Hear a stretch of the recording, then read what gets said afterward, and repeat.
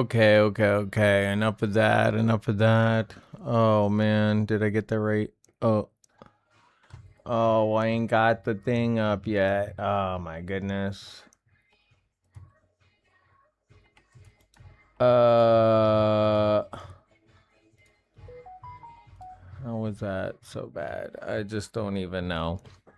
Anyways, I hope some of you are joining us from Twitch. Some of you are joining us from YouTube. Yeah, so how's it going out there? I hope everybody is doing all right. I have to figure this out real quick because I'm a hot mess. Boom. And my computer is even more of a hot mess. So if you were coming to the view here, I am coming to you from Seattle, the metropolitan area. So welcome. I don't know if let's see here. So how's it going, everybody? As you guys know, the world is not doing too great. Okay. Yeah, so basically the weather has been such a crap show for many people across the country, and even the world for that matter. It's starting to become more obvious that things are not as they should be, and there is something to be said about the world, going through different weather patterns, but I feel like we are coming up on a precipice of something much, much more than humans have, in current times been used to. With that being said, I would say, check out some of these videos that I got here. I got some of them from Instagram, but we'll also go over some, things related to, the world as a whole, because it ain't doing great.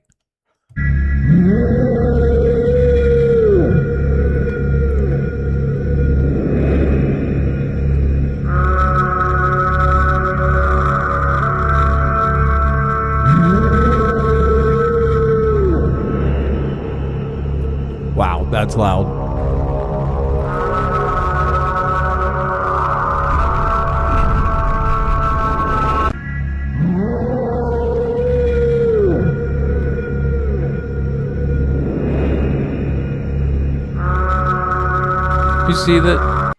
You see this? I mean, this is crazy. And I mean, this is one of a dozen videos that I collected over just the last 48 hours. Like, easily just kept coming up, and various videos from various states, from various countries, just disaster after disaster after disaster, weather disasters, no less,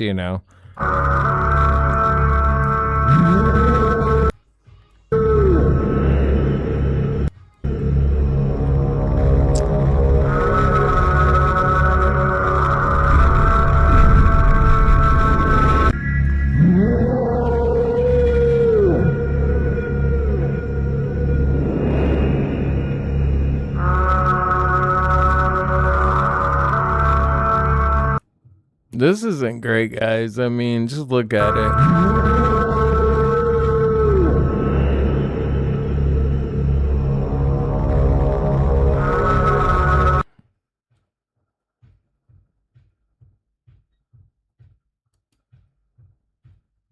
It's not great. I mean, that's insane. I don't know why their sound effects didn't go to the end, but look at that. I mean, Utah's wildfires explode, and it's one of the largest in American history. I mean, it's crazy. Let's see here. Oh, that one is for later. And what do we got here? Massive tornado hits, what is that? Marion to Illinois with wind gusts up to 130 miles an hour.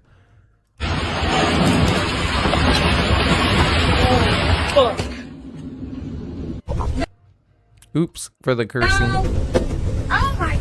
But I think we can all relate. God. Holy shit!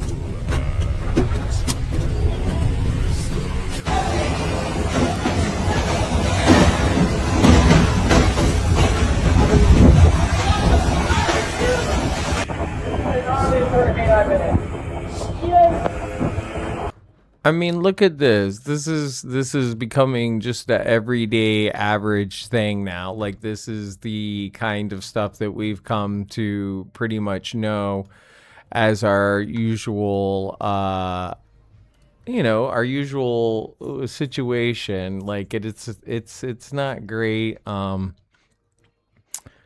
actually kind of worrisome because, like I said, it only gets worse from here, you know. You fought a fair fight. Or I suppose it will get worse, you know. It's just giving the pattern.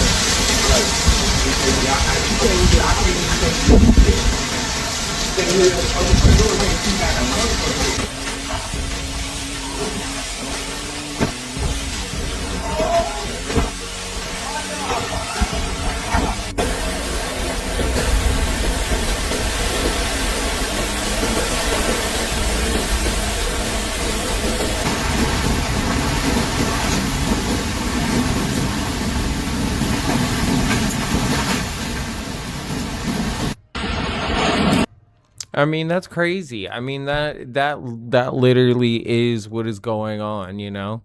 I cannot imagine being in those situations, and of course, like, these people's lives are disrupted. So even if, like, they're safe, they're alive, now they have to deal with the repercussions of all this damage. I mean, look at all that fence ripped down. Somebody's got to fix it. Somebody has to repair. Somebody has to pay for it.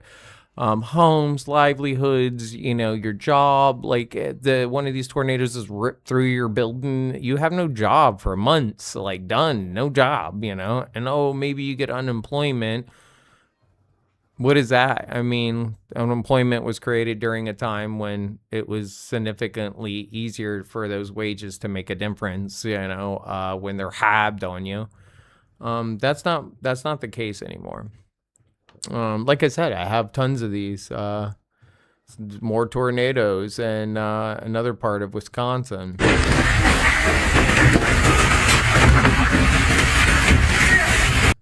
Don't know why you would be standing by the window recording that, but people live on the edge. You know what I'm saying?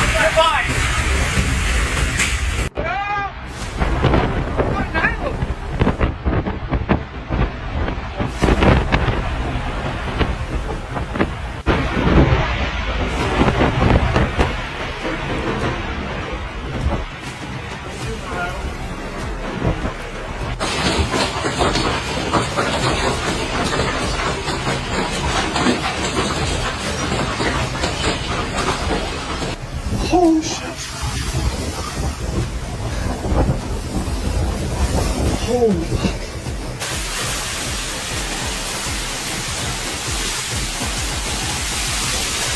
Oh!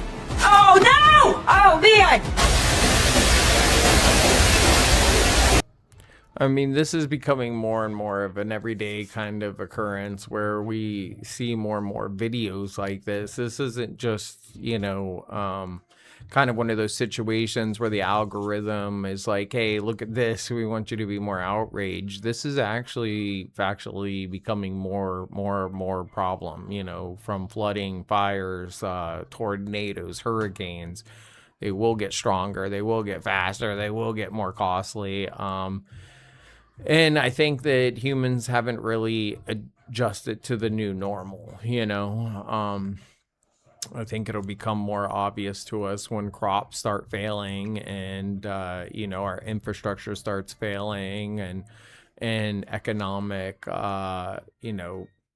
problems start to arise from just the sheer volume of destruction that comes from all of this. And that is really sad. Though, humans are not existential thinker creatures. We're just not. We're not like, hey, what's it look like in 1 year, 2 years? We say we plan, but humans are very much about today. Do we got our food today? Do we got our water today? If that's achieved, then we ultimately don't care about tomorrow or next week or next, month. We're like, I got my food and water. We're very much close to our animal brother and it's like that,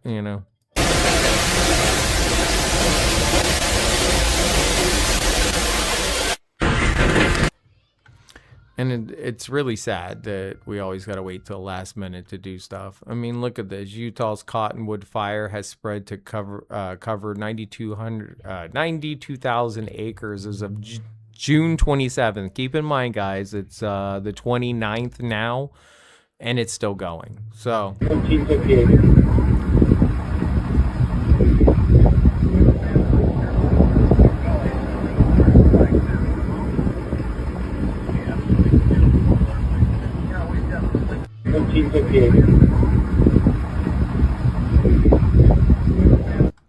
I guess that's not as long as I had anticipated. I do believe this is my last one of this kind of stuff.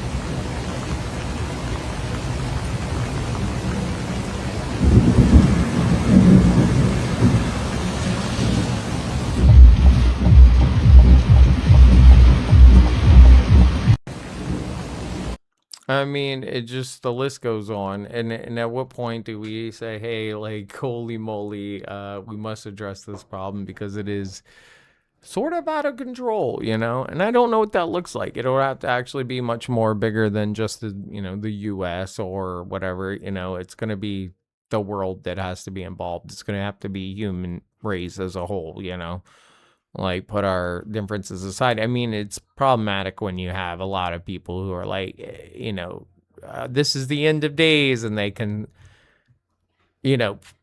see themselves as going to the rapture, and that's very problematic. Religious people are not going to be helpful in that fight for a better climate change. In fact, they seem to be the people who would prefer it to speed up a little bit, They would prefer it to, just all fall apart so they can claim the old, end of days situation, So it's really sad, Let me see if this button works.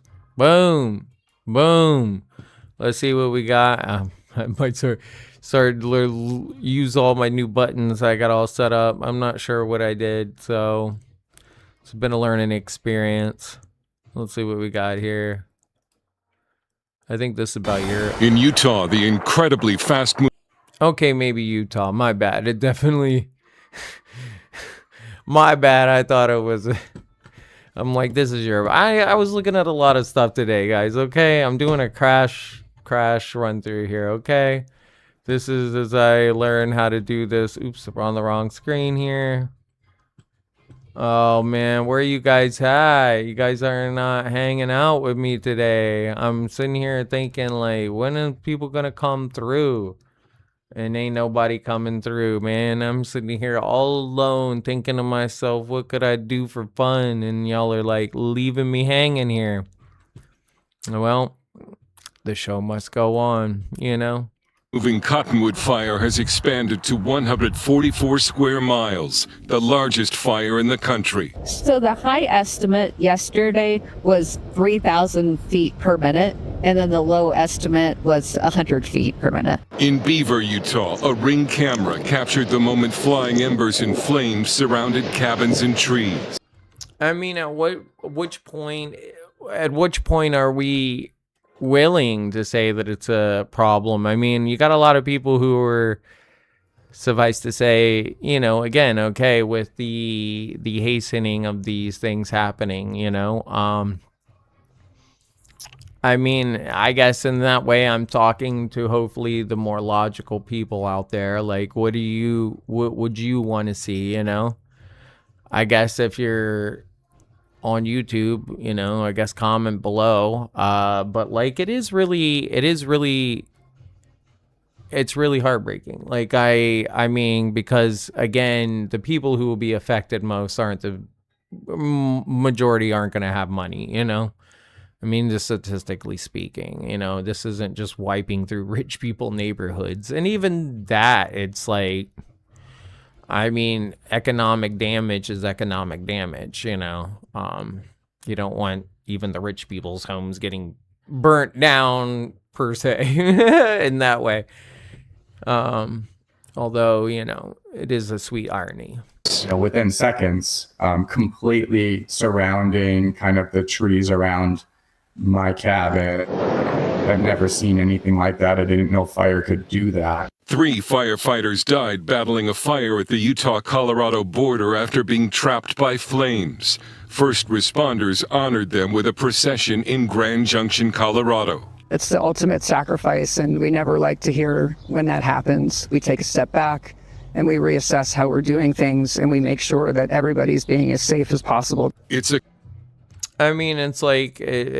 what happens with this getting worse and worse over time is more people will have to be engaged, you know, rescue workers as well, putting more people's lives in danger. I mean, it's just exponentially kind of stacks on top of each other, you know, problem, people needed, more people need resources, you know, more state of emergencies, more FEMA aid, more federal aid, more state aid, you know, to continuously try to rebuild these areas that we know now are going to be very problematic going forward. Like with what we can see just and what isn't the worst of situations being the worst of situations, would say that, hey, like as things get worse, these towns, these places are going to face a lot more economic problems, you know.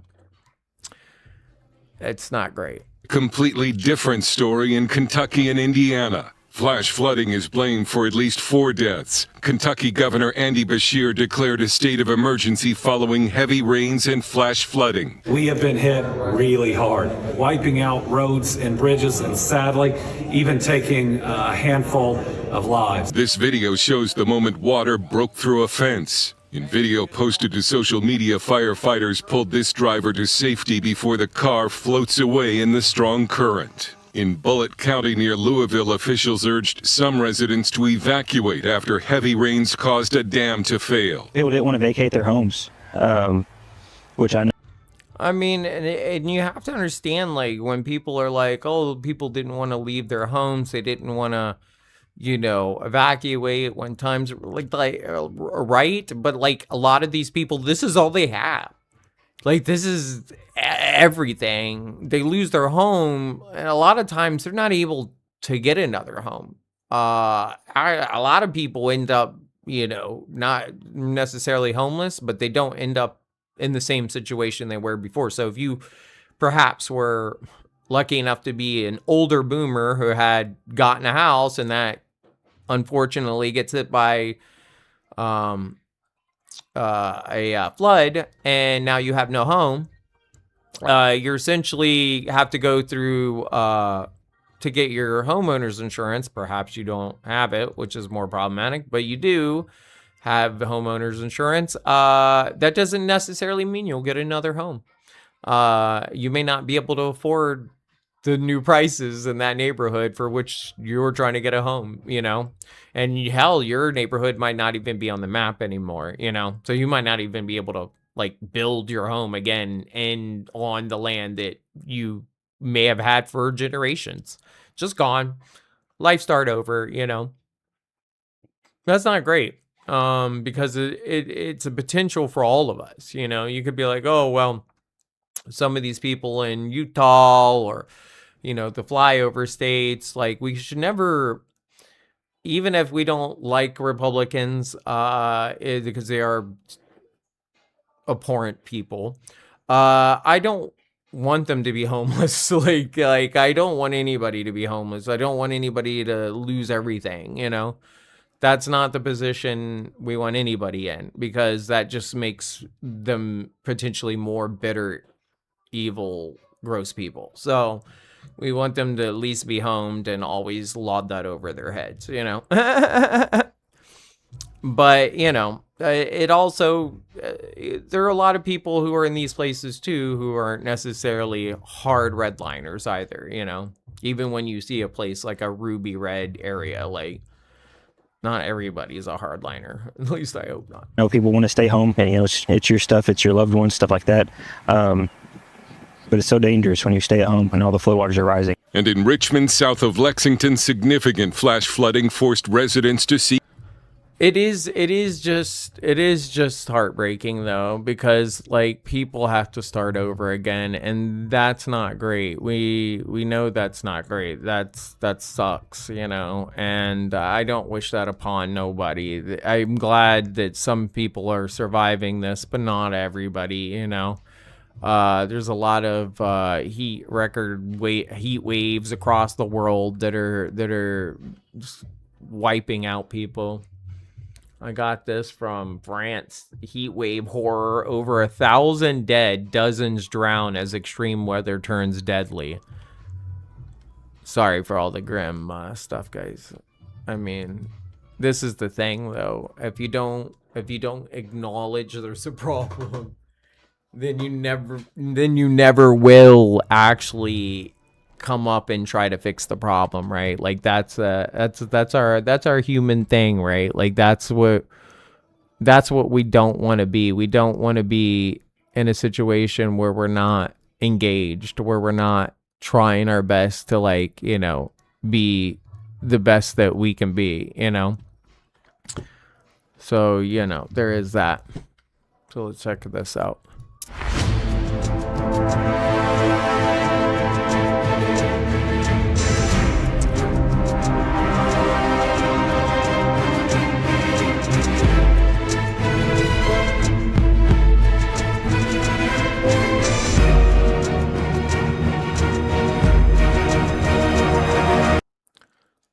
I mean, 1,000 people. That's crazy, man. That is crazy. I cannot believe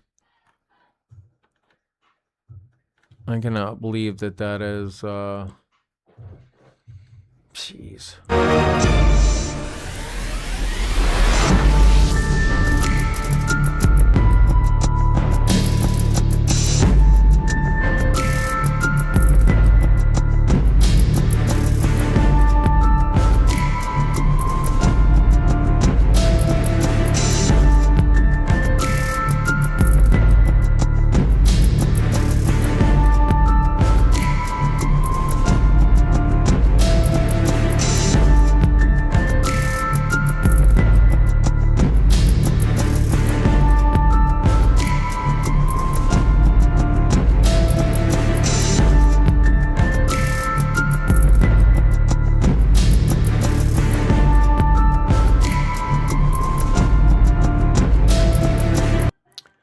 I mean, it's like to the point where like you can't even go to sleep at night. The minute you actually like, you know, the like temperatures don't drop low enough for you to actually get any kind of, you know, proper sleep or be able to engage in that way, so that you know, again, your body can reheal and or, you know, recoup and whatnot. And that's been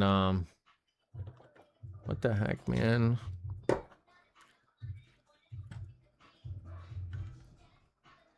Oh man, let's see here.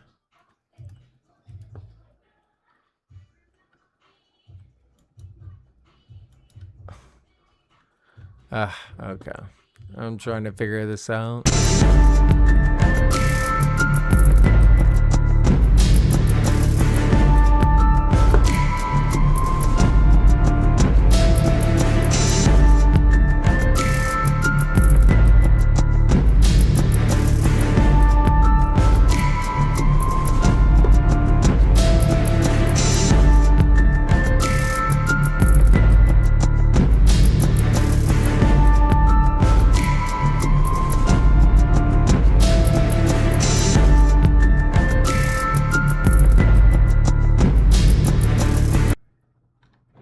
That's crazy.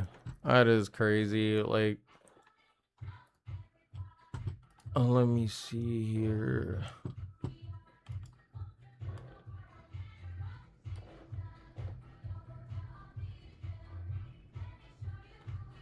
Okay.